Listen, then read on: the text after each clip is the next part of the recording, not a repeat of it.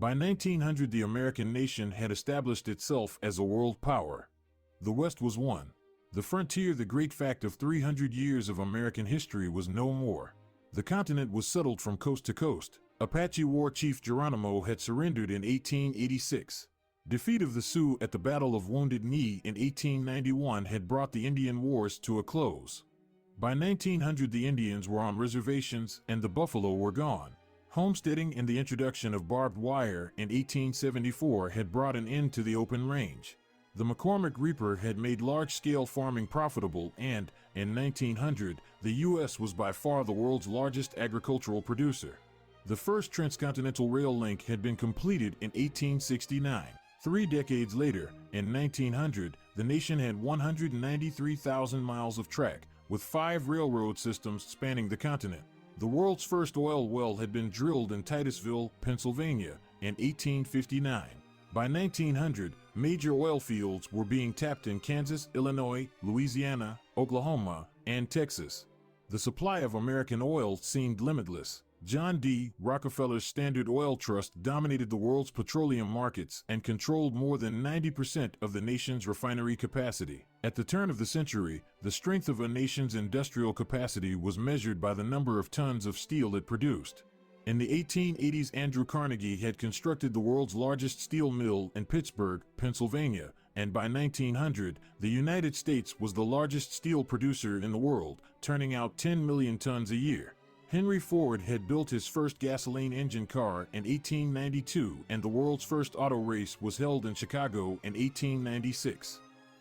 With the founding of the Ford Motor Company in 1903, the age of the automobile was underway. By 1900, telephones were in wide use. Cities were being electrified. Moving pictures were a curiosity. Guglielmo Marconi was conducting experiments that would lead to the development of the radio, and the Wright brothers were at work on a heavier-than-air flying machine. Cities were growing. New wealth and devastating fires produced a boom in urban construction. Architects Richardson, Hunt, McKim, Mead, and White flourished. Sullivan pioneered the skyscraper, and his protege, Frank Lloyd Wright, was beginning his career in Chicago. Republican William McKinley of Ohio was elected president in 1896 and re-elected in 1900.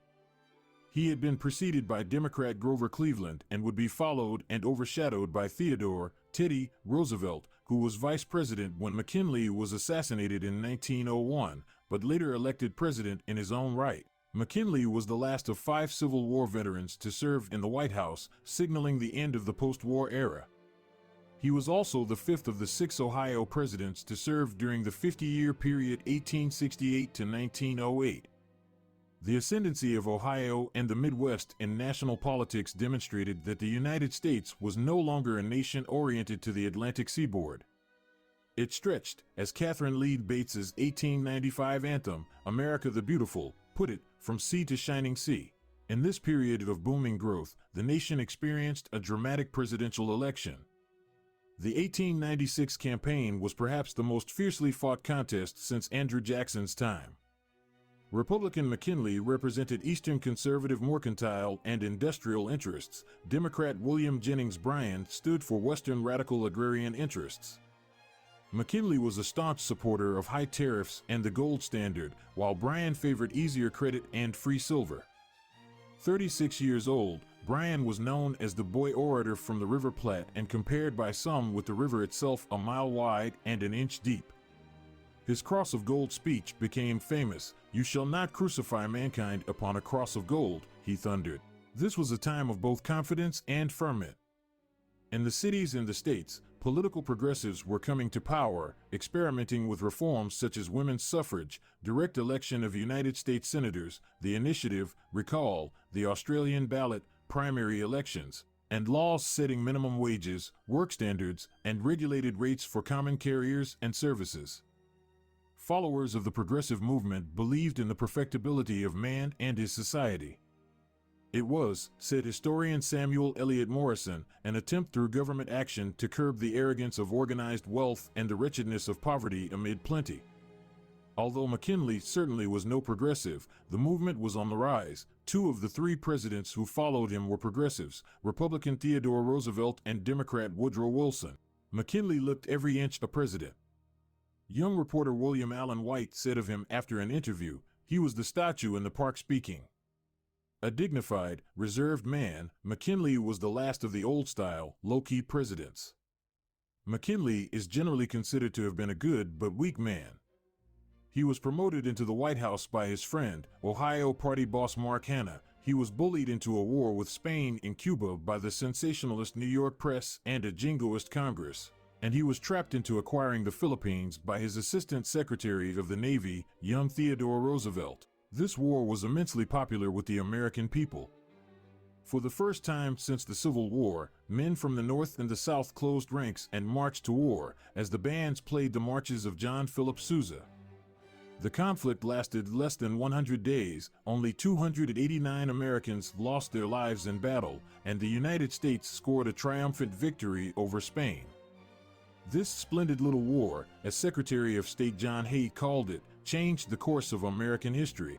After 400 years, Spain was no longer a power in North or South America. The only power of importance in the Western Hemisphere was now, without doubt, the United States.